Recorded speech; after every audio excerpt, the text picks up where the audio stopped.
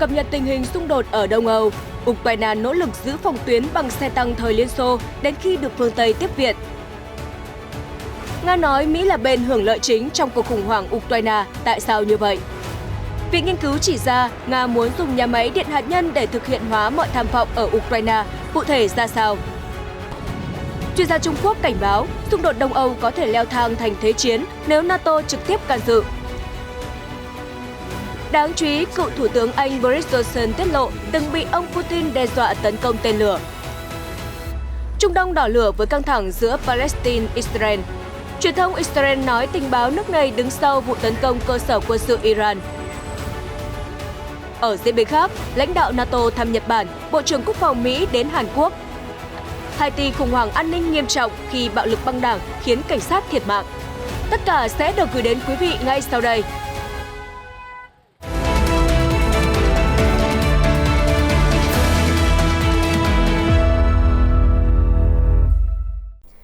Chào mừng quý vị đến với chương trình tin quốc tế. Mở đầu bản tin tiếp tục là cập nhật liên quan đến cuộc xung đột nảy lửa ở Đông Âu. Thưa quý vị, chiến sự vẫn đang diễn ra vô cùng ác liệt.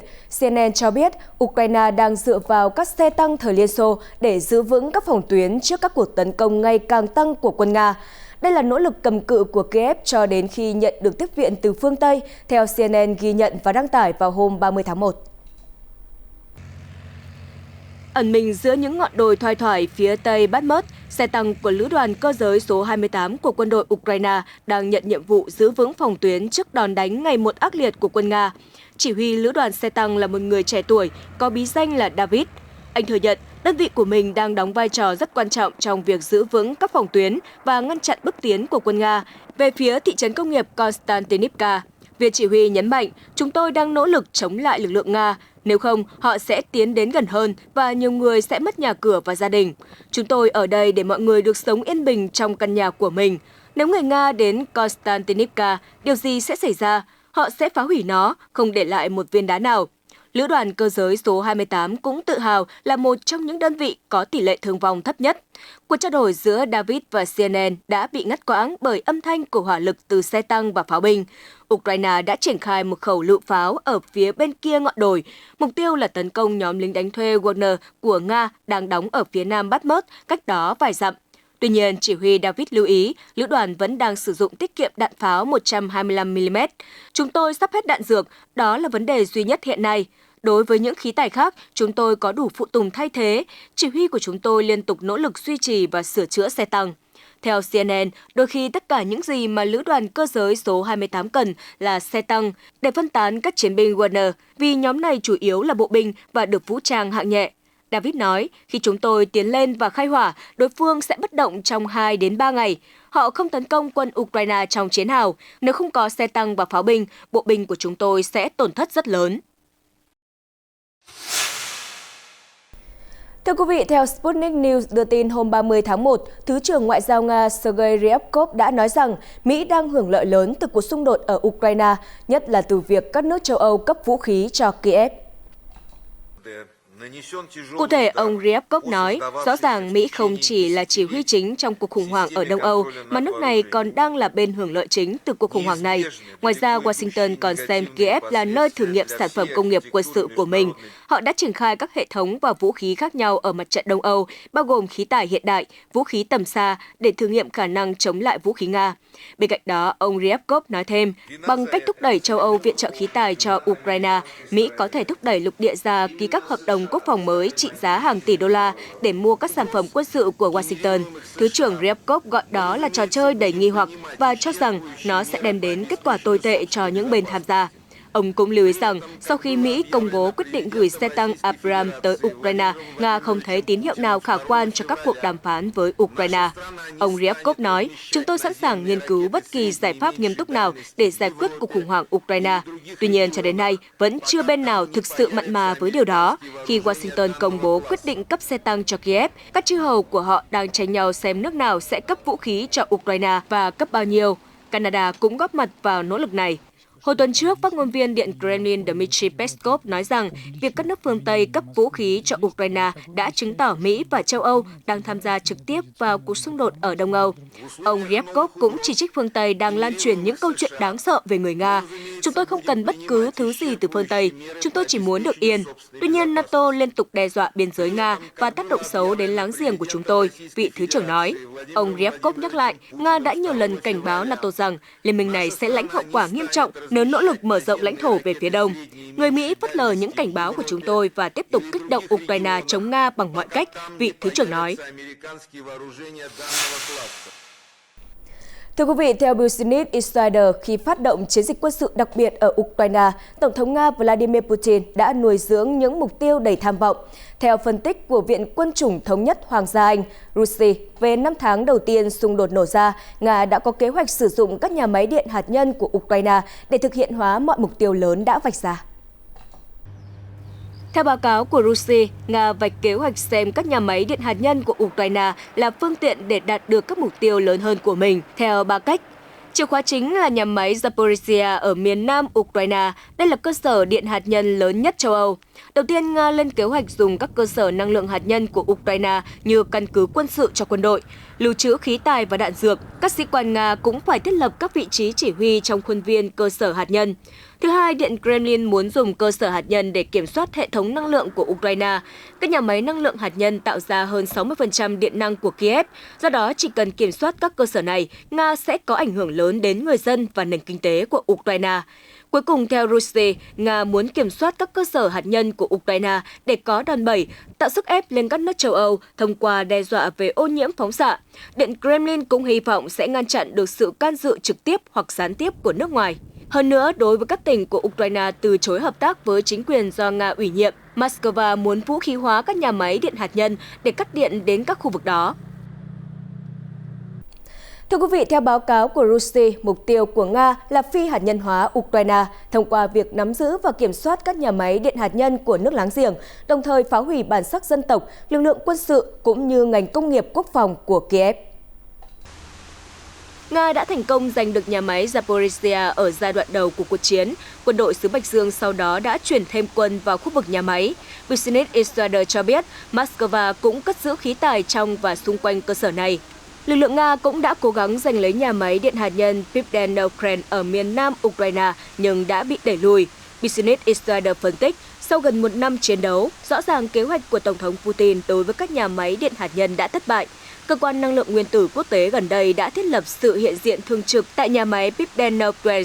Đây là tín hiệu tích cực cho khả năng ngăn chặn cuộc tấn công của Nga vào các cơ sở điện hạt nhân ở Ukraine trong tương lai. Về phía Nga, Thứ trưởng Ngoại giao nước này, ông Sergei Ryabkov đã nói rằng Ukraine đang dậm chân tại chỗ trong các cuộc đàm phán nhằm tạo ra vùng an toàn xung quanh nhà máy điện hạt nhân Zaporizhia. Trong cuộc phỏng vấn với hãng thông tấn nhà nước Nga RIA Novosti công bố hôm 30 tháng 1, ông Ryabkov nói quá trình đàm phán không hề dễ dàng. Nga đã chuyển các đề xuất của mình tới Giám đốc Cơ quan Năng lượng Nguyên tử Quốc tế IAEA Rafael Grossi. Theo những gì tôi biết, Ukraine vẫn chưa phản hồi với sáng kiến mà ông Grossi đưa ra. Rõ ràng Kiev đang dậm chân tại chỗ. Theo CNN, kể từ mùa thu năm ngoái, ông Grossi đã nhắc lại tính cấp thiết của việc tạo ra khu vực an toàn xung quanh nhà máy Zaporizhia. Nơi này đã nằm trong sự kiểm soát của lực lượng Nga kể từ tháng 3 năm ngoái. Ukraine đã nhiều lần cáo buộc lực lượng Nga tàng trữ vũ khí hạng nặng bên trong cơ sở này. Kiev cũng tố Moscow dùng nhà máy hạt nhân làm vỏ bọc để tiến hành các cuộc tấn công. Nga cho rằng Ukraine không thể mạo hiểm bắn trả vì lo ngại đánh trúng lò phản ứng của nhà máy.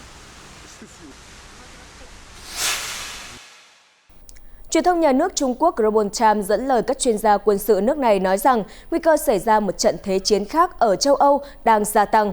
Bình luận trên được đưa ra sau khi một quan chức quân sự cấp cao của NATO cảnh báo Liên minh quân sự do Mỹ đứng đầu đã sẵn sàng đối đầu trực tiếp với Nga. Chia sẻ với kênh truyền hình RTP của Bồ Đào Nha hôm 29 tháng 1, Chủ tịch Ủy ban quân sự NATO Rob Bauer cho biết liên minh này đã sẵn sàng đối đầu trực tiếp với Nga. Tuy nhiên, ông nhấn mạnh kịch bản nguy hiểm trên chỉ xảy ra trong trường hợp Nga vượt làn ranh đỏ, xâm lược một trong các quốc gia thành viên NATO. Khi đó, khối quân sự buộc phải đáp trả. Nga gần đây đã tuyên bố đạt nhiều tiến bộ ở mặt trận Đông Âu. Theo TASS, Yevgeny Prigozhin, người sáng lập công ty quân sự tư nhân Wagner cho biết, khu định cư Blagodanosky gần Soledar, miền đông Ukraine đã nằm dưới sự kiểm soát của lực lượng Nga. Chia sẻ với Global Times, Quy Heng, trợ lý nghiên cứu tại Trung tâm Nghiên cứu về Nga thuộc Đại học Sư phạm Hòa Đông cho biết, sức chiến đấu của lực lượng Nga ở Ukraine đã được cải thiện kể từ khi Moscow bổ nhiệm Đại tướng Valery Gerasimov làm Tổng tham mưu trưởng lực lượng vũ trang Nga, đồng thời chịu trách nhiệm chỉ huy chiến dịch quân sự đặc biệt ở Ukraine. Sau một loạt trận chiến, Ukraine đã phải chịu tổn thất lớn về binh sĩ cũng như phương tiện và thiết bị quân sự. Theo AP, Ukraine và các đồng minh phương Tây đang tham gia vào các cuộc đàm phán nhanh chóng về khả năng trang bị tên lửa tầm xa và máy bay quân sự cho Ukraine. Thông tin trên được ông Mikhailo Podolyak, cố vấn của Tổng thống Ukraine Volodymyr Zelensky cho biết hồi cuối tuần qua. Theo ông, phương Tây nắm bắt được diễn biến cuộc chiến và xác định các chiến cơ sẽ là yếu tố yểm trợ đắc lực cho xe tăng mà Mỹ và Đức đã cam kết viện trợ. Dù vậy, phương Tây vẫn tỏ ra thận trọng do lo sợ trật tự thế giới sẽ đảo lộn. Chuyên gia quân sự Tống Trung Bình chia sẻ với Global Times rằng Ukraine sẽ luôn nỗ lực lôi kéo NATO trực tiếp đối đầu với quân đội Nga ở Ukraine, vì đây có lẽ là cách duy nhất để Kiev xoay chuyển tình thế. Tuy nhiên, Washington không ngốc nghếch đến mức để Kiev lợi dụng. Thay vào đó, họ sẽ dùng Ukraine để làm Nga suy yếu. Wei Dongsu, một chuyên gia quân sự ở Bắc Kinh, nói với Global Times rằng nếu Ukraine nhận được những vũ khí như tiêm kích F-16 từ NATO, tên lửa tầm xa, xe tăng chiến đấu chủ lực, thì Kiev có thể phát động các cuộc phản công ở một số khu vực mà quân đội Nga kiểm soát. Điều này có thể xảy ra trước khi mùa đông năm nay kết thúc hoặc khoảng thời gian sau đó. Ông Tống Trung Bình cho rằng Nga sẽ không ngồi chờ xem quân đội Ukraine được trang bị đầy đủ vũ khí của NATO. Vì vậy, Moscow có thể phát động đợt tấn công lớn mới để tối đa hóa lợi thế và chiến thắng trước khi tình hình trở nên khó khăn hơn. Theo ông Tống Trung Bình, một vấn đề khác là nếu Nga không thể đạt được thắng lợi quân sự lớn do khí tài mạnh mẽ mà NATO viện trợ, đồng thời Ukraine gây tổn thất lớn cho phía Nga ở Crimea và các khu vực khác trong lãnh thổ Nga, khi đó Moscow sẽ phải trả đũa mạnh mẽ. Điều này chắc chắn sẽ leo thang căng thẳng. Miễn là NATO tham gia trực tiếp hơn, tình hình sẽ ngay lập tức biến thành cuộc đối đầu giữa liên minh này và Nga. Có khả năng cao Thế chiến 3 sẽ bùng nổ ở châu Âu, ông Tống nói. Các chuyên gia lưu ý rằng vì ông Bauer đã nói rằng NATO đã sẵn sàng đối đầu trực tiếp với Nga, nên rõ ràng NATO đang chuẩn bị cho kịch bản tồi tệ nhất và Nga cũng vậy. Ông Trương Quân, đại diện thường trực của Trung Quốc tại Liên Hợp Quốc, ngày 13 tháng 1 đã kêu gọi cộng đồng quốc tế tạo điều kiện cho đối thoại và đàm phán giữa Nga và Ukraine, đồng thời tăng cường nỗ lực mở ra triển vọng hòa bình mới vào năm 2023. Phát biểu tại một cuộc họp báo của Hội đồng Bảo an Liên Hợp Quốc về Ukraine, ông Trương cho biết tình hình hiện tại ở Ukraine là kết quả của sự mất cân bằng an ninh từ lâu ở châu Âu. Ông cũng lưu ý rằng chỉ khi các bên liên quan vượt qua sự khác biệt và ngồi xuống bàn đàm phán thì mới có thể tìm ra giải pháp cơ bản để chấm dứt xung đột và tái cấu trúc an ninh châu Âu. Ở diễn biến khác đáng chú ý, CNN đưa tin hôm 30 tháng 1, cựu Thủ tướng Anh Boris Johnson đã tiết lộ trong cuộc điện đàm hồi năm ngoái, ông đã bị Tổng thống Vladimir Putin đe dọa tấn công tên lửa. Sự việc xảy ra vào thời điểm trước khi Nga phát động chiến dịch quân sự đặc biệt ở Ukraine. Trong một cuộc phỏng vấn với BBC, cựu Thủ tướng Anh Johnson đã nói rằng đã có lúc ông bị Tổng thống Nga Vladimir Putin đe dọa. Ông Johnson kể lại, ông chủ điện Kremlin đã nói rằng, Boris Johnson, ông biết không, tôi không muốn làm ông bị thương, nhưng với một tên lửa, điều đó chỉ mất 1 phút thôi. Cựu lãnh đạo Anh đánh giá, từ giọng điệu rất thoải mái của ông Putin, cùng kiểu cách của ông ấy, tôi thấy rằng ông ấy chỉ đang vờ chấp nhận nỗ lực thúc đẩy đàm phán của tôi. Cựu Thủ tướng Anh cũng nói với BBC rằng vào tháng 2 năm 2022, ông đã điện đàm và cảnh báo ông Putin rằng việc phát động chiến dịch quân sự ở Ukraine sẽ dẫn đến cảnh Moscow phải hứng chịu các biện pháp trừng phạt của phương Tây. Đồng thời, nhiều binh sĩ NATO sẽ được triển khai gần biên giới với Nga hơn. Ông Johnson tiếp tục, trong một cuộc điện đàm song phương vào năm ngoái, ông Putin đã đặt câu hỏi, Boris, ông nói rằng Ukraine sẽ không gia nhập NATO trong tương lai gần. Điều đó nghĩa là gì? Ông Johnson đã đáp rằng Ukraine sẽ không gia nhập NATO trong tương lai gần. Ông biết rất rõ điều đó. Cuộc trao đổi trên được công bố trong phim tài liệu Putin và phương Tây của BBC, trong đó xem xét các tương tác của Tổng thống Nga với các nhà lãnh đạo trên thế giới. Bộ phim có lịch phát sóng vào ngày 30 tháng 1. Điện Kremlin cho rằng cựu Thủ tướng Anh Boris Johnson đã nói dối về lời đe dọa của Tổng thống Putin.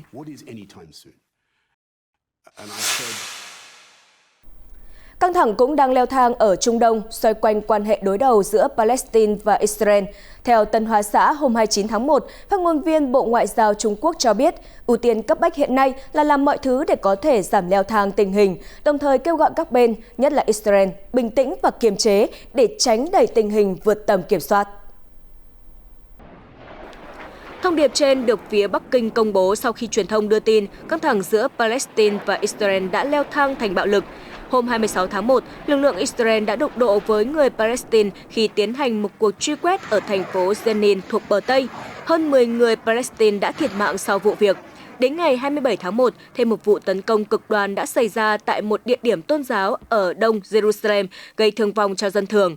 Phát ngôn viên Bộ Ngoại giao Trung Quốc hôm 29 tháng 1 nói rằng chúng tôi vô cùng đau buồn trước những thương vong dân sự do xung đột giữa Palestine và Israel gây ra. Trung Quốc đang theo dõi sát sao tình hình căng thẳng tại đây.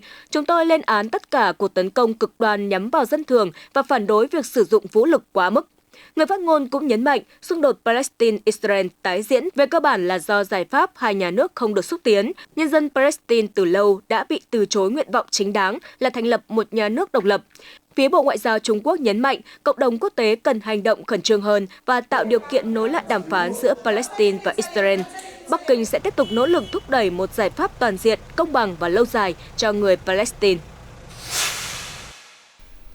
Bên cạnh đó, Israel và Iran cũng đang rơi vào vòng xoáy căng thẳng. Kênh truyền hình Israel I24 News dẫn thông tin từ các quan chức tình báo cấp cao của Mỹ cho biết, cơ quan tình báo Israel Mossad là bên đứng sau vụ tấn công bắn máy bay không người lái gần đây vào cơ sở quân sự của Iran ở tỉnh miền Trung Isfahan. Các nguồn tin của The New York Times nói rằng cuộc tấn công của Israel vào Iran xảy ra do các lo ngại an ninh của Tel Aviv, chứ không phải do mối nghi ngại Iran xuất khẩu tên lửa sang Nga. Được biết, Israel và Mỹ đã nhóm họp để thảo luận về vụ việc vừa qua. Trước đó, vào hôm 29 tháng 1, truyền thông Ả Rập Xê Út đưa tin Hoa Kỳ và một quốc gia giấu tên khác chịu trách nhiệm cho cuộc tấn công vào trung tâm sản xuất tên lửa lớn của Iran vào hôm 28 tháng 1. Đây cũng là một trong 4 cơ sở nghiên cứu hạt nhân. Tuy nhiên, truyền thông ghi nhận cuộc tấn công dường như không nhằm vào các địa điểm liên quan đến hạt nhân.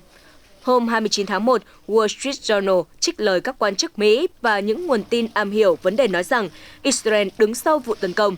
Về phía Iran, nước này xác nhận các UAV nhắm mục tiêu vào một nhà máy sản xuất đạn dược nhưng đã bị bắn hạ và gây ra ít thiệt hại. Ngoại trưởng Iran Hossein Amir Abdollahian đã lên án, gọi đó là một cuộc tấn công hèn nhát. Tehran cam kết vụ việc sẽ không cản trở tiến trình khôi phục thỏa thuận hạt nhân năm 2015. Hôm 30 tháng 1, các quan chức Mỹ đã phủ nhận việc Washington tham gia cuộc tấn công.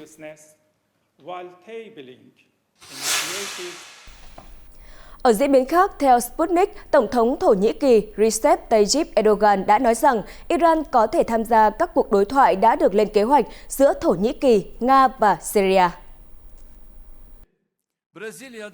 Phát biểu trước các thanh niên tại thành phố Bilecik hôm 29 tháng 1, Tổng thống Thổ Nhĩ Kỳ đã nói, hãy để Nga, Thổ Nhĩ Kỳ, Syria đoàn kết thành một bộ ba, hãy để Iran tham gia vào nỗ lực chung để đạt được hòa bình trong khu vực. Được biết, vào tháng 12 năm ngoái, Nga, Thổ Nhĩ Kỳ và Syria đã tổ chức cuộc gặp giữa các bộ trưởng quốc phòng và lãnh đạo tình báo tại Moscow. Sự kiện này đã đánh dấu lần nhóm họp đầu tiên của các bộ trưởng quốc phòng Thổ Nhĩ Kỳ và Syria sau 11 năm. Vào đầu tháng 1 năm nay, Tổng thống Nga Vladimir Putin và người đồng cấp Thổ Nhĩ Kỳ đã điện đàm và đưa ra những đánh giá tích cực về cuộc đàm phán nói trên. Trong ngày 16 tháng 1, Tổng thống Putin và người đồng cấp Thổ Nhĩ Kỳ cũng đã thảo luận về việc bình thường hóa quan hệ Thổ Nhĩ Kỳ-Syria. Hiện Ankara được cho là đang chủ động tiến hành các cuộc tham vấn với đại diện Nga, Thổ Nhĩ Kỳ và Syria về các vấn đề liên quan. Theo Điện Kremlin, nỗ lực thúc đẩy hợp tác giữa Nga, Thổ Nhĩ Kỳ và Iran trong khuôn khổ tiến trình Astana nhằm thúc đẩy giải quyết vấn đề Syria cũng được lãnh đạo Nga, Thổ Nhĩ Kỳ ủng hộ.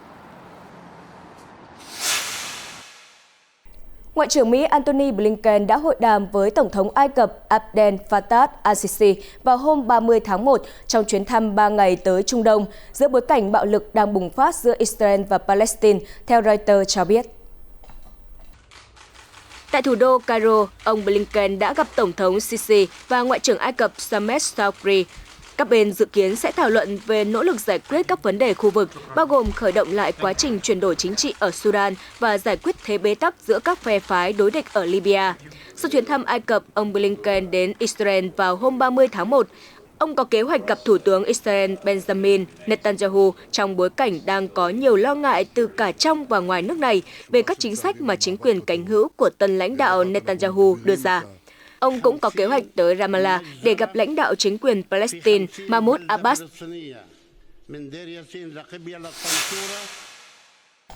Theo NHK, Tổng thư ký NATO Jens Stoltenberg có kế hoạch thăm Nhật Bản vào hôm 30 tháng 1 để thảo luận về việc tăng cường quan hệ song phương giữa bối cảnh Nga và Trung Quốc ngày càng thúc đẩy quan hệ hợp tác.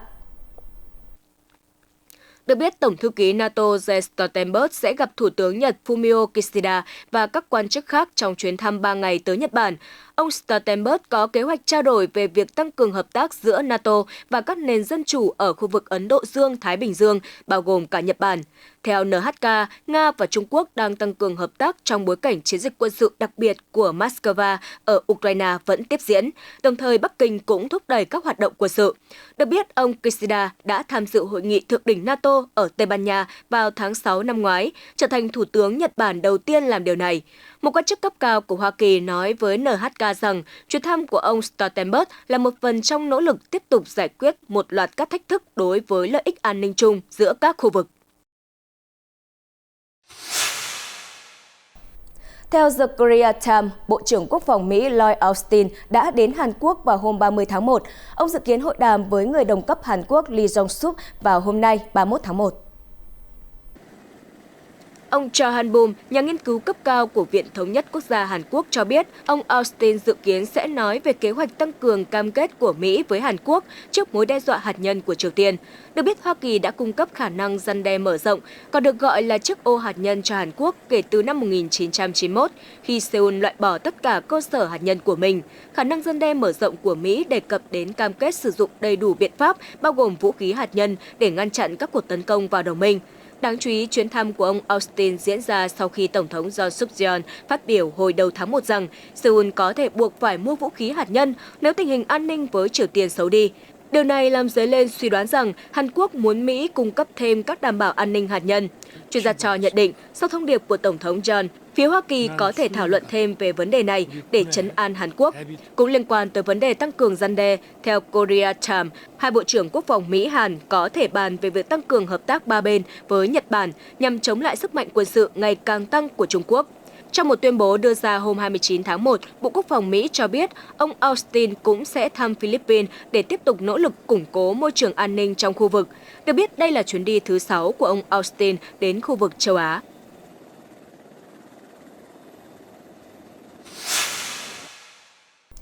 Chuyển sang một số tin tức đáng chú ý khác.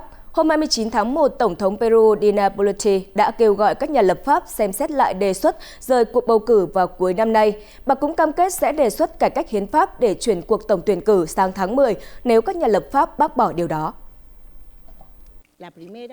Các nhà lập pháp Peru có kế hoạch tiếp tục mở cuộc tranh luận sau quyết định bác bỏ kiến nghị tổ chức bầu cử trong năm 2023 hồi tuần trước. Theo Reuters, kết quả cuộc bỏ phiếu tuần trước đã khiến Tổng thống Boluarte kinh ngạc giữa lúc bà đang chịu áp lực lớn do biểu tình nổ ra trên toàn quốc kêu gọi bà từ chức. Trong bài phát biểu trước quốc dân hôm 29 tháng 1, bà Boluarte cho biết nếu Quốc hội không xem xét lại đề xuất rời các cuộc bầu cử, bà sẽ trình một dự luật giao nhiệm vụ cho Quốc hội nhiệm kỳ sau giám sát việc cải cách toàn diện hiến pháp năm 1993, nữ lãnh đạo khẳng định hiến pháp sửa đổi sẽ được trưng cầu dân ý.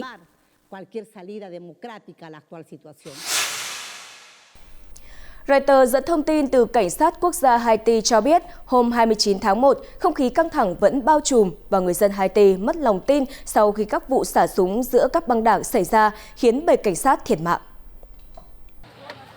Sau vụ xả súng khiến các đồng nghiệp thiệt mạng, nhiều sĩ quan cảnh sát đã phẫn nộ, phát động làn sóng phản đối. Trước diễn biến trên, nơi ở của Thủ tướng Ariel Henry đang được canh phòng nghiêm ngặt. Theo Reuters, các cảnh sát biểu tình đã chặn đường và phong tỏa tuyến sân bay chính của đất nước khi Thủ tướng Henry trở về sau chuyến đi Argentina. Bác sĩ chỉnh hình tại Bệnh viện Đa khoa Samuel Joseph cho biết an ninh là một vấn đề lớn ở quốc gia Caribe này sau khi một người bị các thành viên băng đảng bắt cóc tại cửa cấp cứu của bệnh viện. Nhóm nhân quyền Haiti RNDDH tuyên bố 78 sĩ quan cảnh sát đã thiệt mạng kể từ khi ông Henry lên nắm quyền vào tháng 7 năm 2021, tức trung bình có 5 người mất mỗi tháng.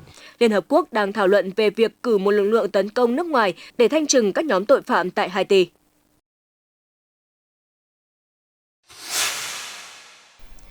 Theo Reuters, những ngày qua, mưa lớn kỷ lục đã gây ra lũ quét và sạt lở đất ở thành phố Auckland, New Zealand. Hôm 30 tháng 1, giới chức nước này đã cảnh báo khu vực trên sẽ tiếp tục đối mặt với thời tiết bất lợi hơn. Theo Reuters, trong 3 ngày qua, thiên tai đã khiến 4 người ở Auckland thiệt mạng.